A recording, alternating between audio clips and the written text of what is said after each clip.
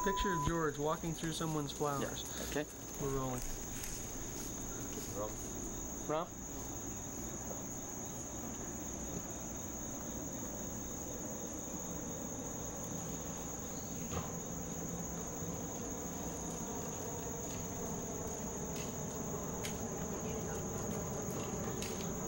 Working these flowers, you want a job? No, I don't think so. That's very interesting. Do you do flowers? Well, you should get interested in it. It's a good pastime. I have enough pastime. No. Just go around the corner. Huh? Just go around the corner. And this way? Let's start. Okay. Rolling. Okay. Anytime. Good morning. Fine. How are you? Just out working with flowers. You want a job? No. Where do you need to? No. We'll walk around? All right.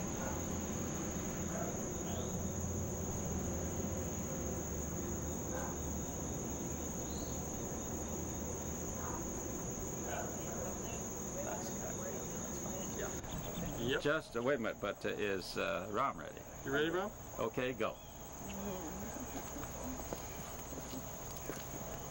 I just wanted you to see my cotton, Almeda. Oh. And I got some nice stalks of cotton, you know. You got one coming open right down there. I have a bowl that's going to be open before long. And, you know, I was raised in the country, and I hadn't got away from cotton yet. I got a small place for it, but my father used to raise fields of cotton, and I used to pick cotton.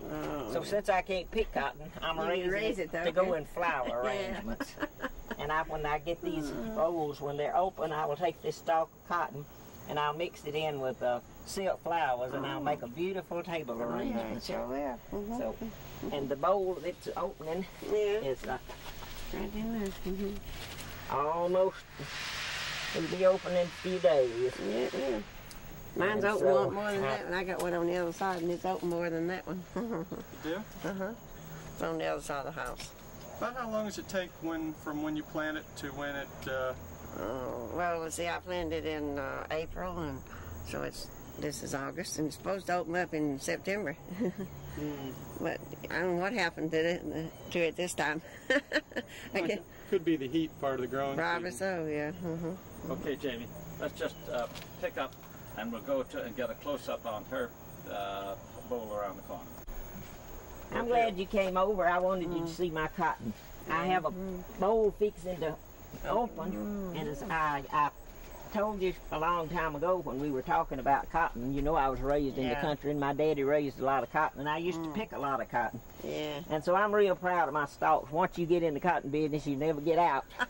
I'm raising it now to make a range of silk. I'm going to add silk flowers and make me a beautiful table arrangement. That'd be pretty. Have you seen one? Yeah, I saw yours last year. You seen the cotton arrangement that was made last year? Yeah. Well, that's good. So you see this bowl right here? Yeah.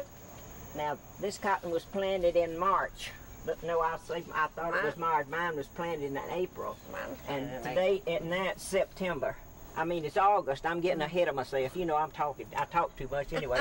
But anyway, it's I never seen it open before September before. But I don't know. I wonder if I could get a bale off of these two stalks. Wouldn't it be nice? You know, we'll go to, if I can get a bale off these two stalks of cotton, I'll take you to Europe. Oh, yeah, you do that, yeah. I'll do that. Take me to Sweden. That's where I want to go. I want to go to Europe, though. I'd like for them to see my cotton.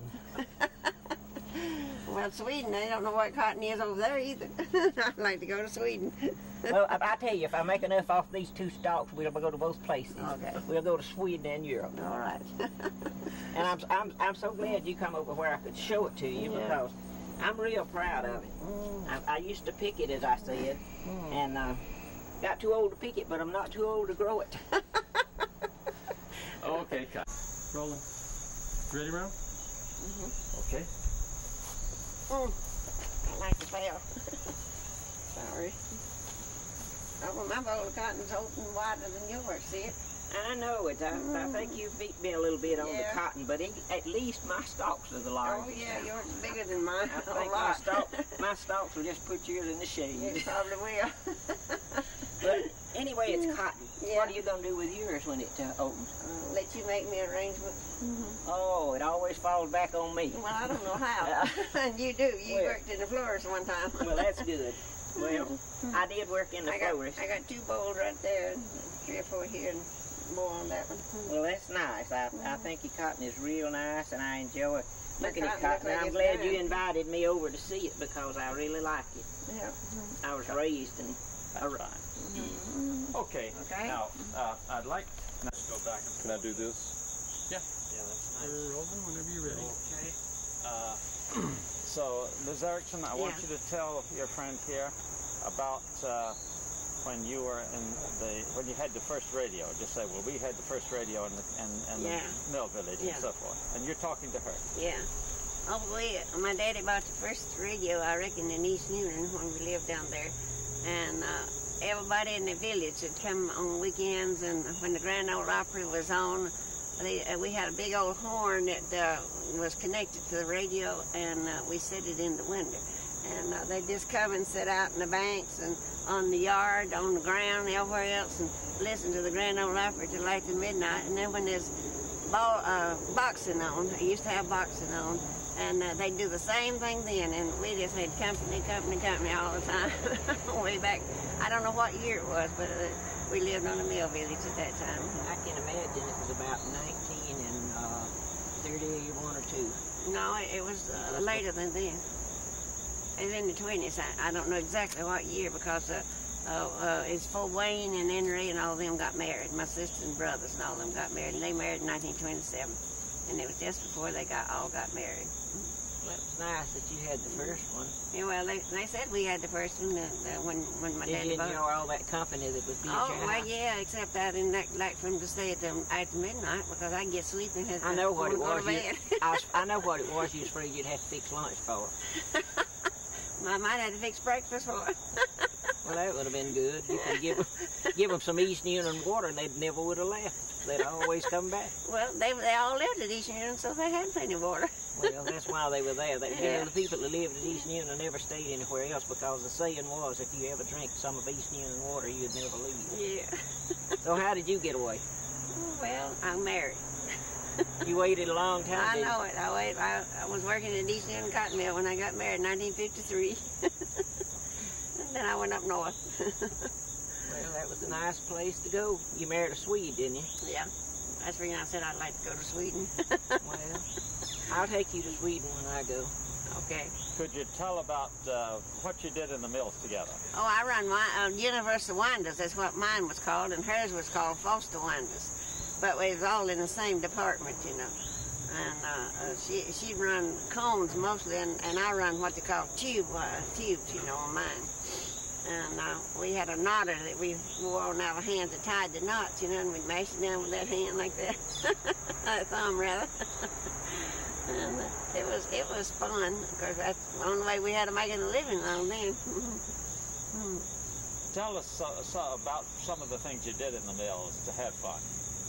Well, I know one time, I'll say this, that, you know, people used to waste toilet paper, you know, the company used to furnish all that, you know, and they'd go in and have to clean it up, but somebody would, and they'd report it to the boss man, you know, about how that we all wasted paper and stuff like that. So the boss had a daughter that worked there in the mill, and she run winders too. So she came in one morning, she says, "We're going to fix this, and don't y'all tell on me." And so nobody told. Just a moment, I'm afraid we're going to have to start that story again. Okay. Where the girl, the boss's daughter, come in one morning, and she had a corn cob just about that long, and she had a note wrote on it that says, "Use this cob and save your jobs." And she tied a string on it and put it in our restroom, you know, where we went on a thing like that. And the boss, somebody went in and told the boss about it. And nobody would tell who did it and nothing. We all just had fun about it, you know. We laughed and cut up about it. I don't know where he ever did find it out or not. But we had a lot of fun about that kind of corn cob.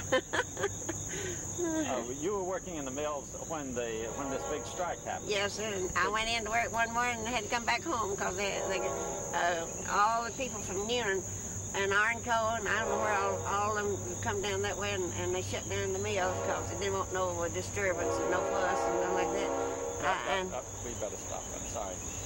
Okay, we're ready. Okay, I think we can go. Let me know when you're ready, Ralph. Now, where was I at? What was I telling you? Just start. I was working in the mill when the strike. Yeah. Yeah, I went into work one morning. I think we had to go about 6, 7 o'clock. I don't know what time it was now. It's been such a long time. But whenever all these people come from other mills and other places, you know, and they was going to shut them all down. So they turned us loose before they all got there because they're afraid there might be trouble. And so we had to come out, and we all went home, got home, and they traveled up and down the road, streets, and everything else, all day long. And then I was out, so I don't know, 2 or 3 weeks, I believe it was, before I could go back to work. Did you ever join the union? No, I didn't. Could you tell us why? Well, my daddy didn't want me to. Just say my daddy didn't want me to join the union. Yeah, my daddy didn't want me to join the union. Did he explain why? If he did, I don't remember what he said. It's been such a long time. Was there ever any attempt to organize after that? Well, I can't remember of any place, any time that they did after then. They finally got it settled. I don't know how, but they got it all settled, and then they called us all back to work, and we all went back to work. Did you know any of the people who had been members of the union? No, I can't recall their names now. Because, like I said, it's a long time ago, and people's names don't register with me now like they used to. But you knew some people in the village. There's a lot of them that went and signed up. Some, I don't say a lot. I mean, a few of them did. But now, which ones signed up, I don't know, because I wasn't with them. They had a schoolhouse over there, and they all met at the schoolhouse. The ones that was signed them up, and I went up there to see what they were doing, but I wasn't signed up. Because my daddy told me not to, and I didn't do it. My daddy was living at that time. And who was your daddy? His name was William Hinesley. William Hinesley. What did he do in the mill? Well, he worked in the card room, and he laid up laps, if you know what that is. I don't know where you know. But they had cards, you know, and they run laps, and he laid up the laps for them. And he worked many years there in the card room. Sometimes he'd have to run drawing or whatever, you know, at different times. But he worked for many years there himself. Okay, one other thing. Judy told me on the phone this morning, be sure to get some story that you two were talking about, something that happened in the mill that she thought was very funny. It wasn't the Cobb story, it was something else. Do you remember what she told us? George, wait a minute. Yeah. Rob's about to sneeze. I think a bug flew up my nose. That's it. I got it. Well, she wasn't married, and he wasn't either. They were both young, you know, just before they got married. But anyway, I used to go home. We used to have a lunch hour, 45 minutes, and I'd go home to dinner. And I guess they did. I don't know. But anyway, when I come back and open the door to come into the wine room where I worked at, they would be standing at the door courting. And the boss man, Mr. Wood, was the boss man. I mean, a superintendent, and he was the only one. They was the only ones that he would let do anything like that in the mill and court up there and they'd just talk and talk and talk. That's before they got married. She was, I guess, about 16, 17 years old. I don't know, somewhere along there. And we laugh about that a lot of times, me and her half. Why did you think Mr. Woods let you do that? Well,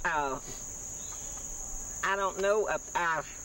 My job was kind of out in the open. I worked on the front winder, and he had noticed a lot of times when he'd come by, and he was interested in his employees, and it seemed that when he'd come by, if I was sometimes I would be kind of stooped over, tying an end up, and he'd hit me on the shoulder, and he'd say, "Now stand up straight. You're gonna grow up to be a fine young lady sometime." And he would talk to me like that. And two, we ran a little store. After then, my husband rented our first store that we had. He rented from them, and his wife and me were good friends. So he just, I don't know, he just always seemed to take an interest in me. And I remember one time, you know, he watched the young people. He was very careful about the young people, and we had a habit, most of us, of gathering down on the bridge, as we called it, on the main road. And so he came to me one day and he said, I don't want you to be down on the bridge. He didn't only tell me that, he told all of them, you know. And so one day, the man that I married and me were going, we went riding around. We went over to McIntosh Mill Village. We just rode that far. That was a long ride back then, because you get, you know, if you went 2 miles, you'd been to Florida. But anyway, while we was on, when we didn't know he was watching us when I got in the car. See, my husband was in this car, and I was walking up the road, so he stopped and I got in.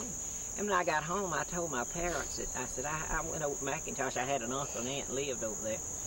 So I didn't know nothing had come of that, but I didn't know Mr. Wood had seen me. That was the superintendent's name. And so when I got home, my daddy said, where did you go today? And I said, I went to McIntosh. And so Mr. Wood already told him. He knew it before I told him. He was very careful to watch it. He was very strict in a way, but yet it was kind of strictness that I think that was good for the young people and the elderly people. And I think I told you about the band that had to move and moved in the house across the street. And he wanted everybody to go to Sunday school and church. He was a fine, decent man, but he was strict. But he had to be. The village was just, if you went down there then, you wouldn't have seen any weeds, anything, any kind of trash, anything. Everything was clean as pin. It had to be that way or you moved.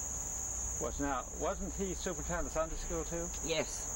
Tell us about that. Well, he was superintendent of the Sunday school for a long time and went to church there, and he liked for everybody to go to church, and most of them did, you know.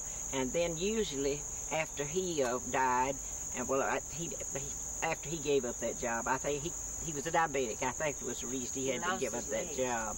And so then when he gave up the job and they had another superintendent, well, he was our teacher. And but they were nice to us. We had a lot of fun. You know, people think that it was hard. It was in a way. We didn't have a lot of money, but we had things that was worth more than money. We had a lot of fun, and we had a lot of friends, and we had a lot of enjoyment just doing the simple things. You know, I think really that life was more enjoyable back then than it is now for the younger people, because we didn't have too much to have fun with, you know. But as I've told my kids a lot of times, what you've never had, you don't ever miss. Do you happen to have a picture, Mr. Woods? No, I don't. I sure don't. What was his full name? Monroe. D.M. Wood. It was D.M., but it's I'll all make I a note of this because we'll want to get a picture of him. I don't know who's got a picture of it. Do you? That was Mr. D.M. Wood was his initial. D.M. Wood. And he was a fine feller. And the mill was called at that time? East Newnan Cotton Mill.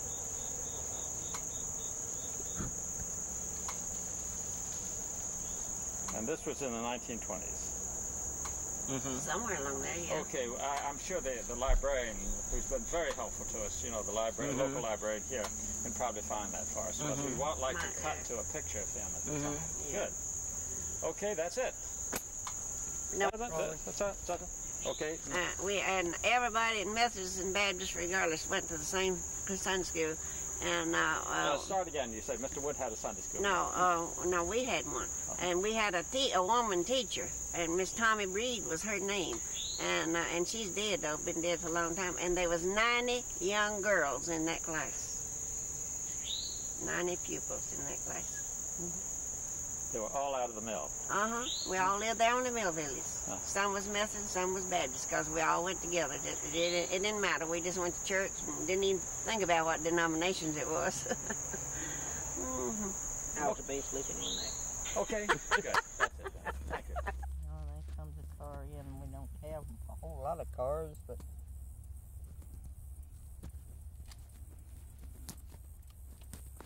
You're getting mic'd up.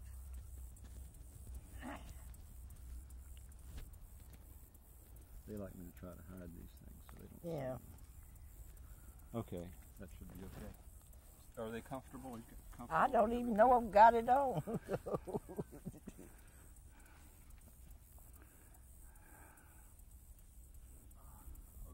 Could you just say hello and Hello? How you? thank you? Okay, I'm all set, George. You okay, set, Jimmy? Yep.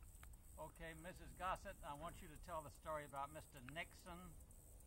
When you were 8 or 9 years old, you helped your mother in the mill and all of that. No, I didn't help my mother in the mill. She helped her mother when that's she... right. Tell that story. My mother went to work when she's 12 years old in the mill, helping her mother. And Mr. Nixon, the owner of the mill, had a school for the children to go to at night. And Mother went and got a fair, not a whole lot of education, but did. But she worked for a little or nothing. I think she started for a quarter a week. And then she worked up to where she could do more and all. She was the oldest of 4 children.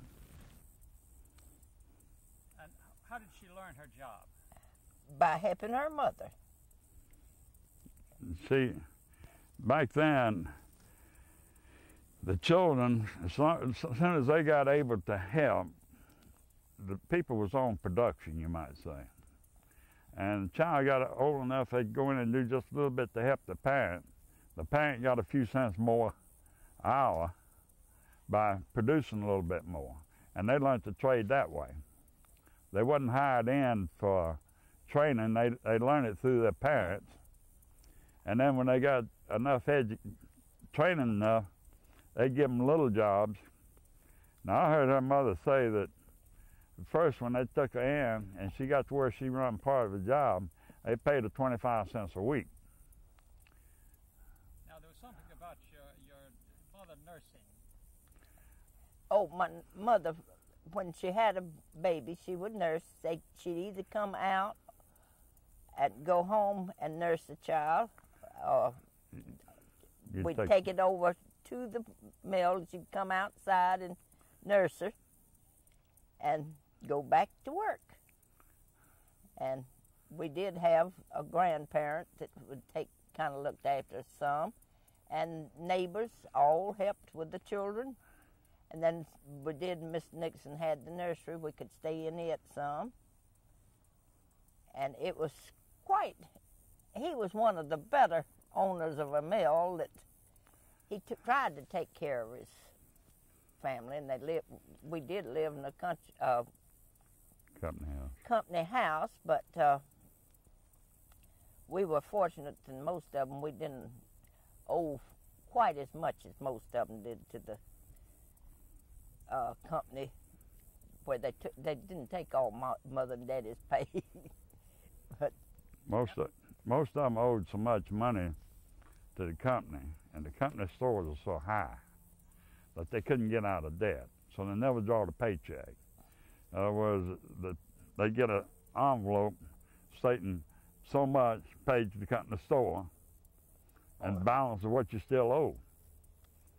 And the rent, blankets, coal, or oil for kerosene lamps for a while, and all that comes through the company store.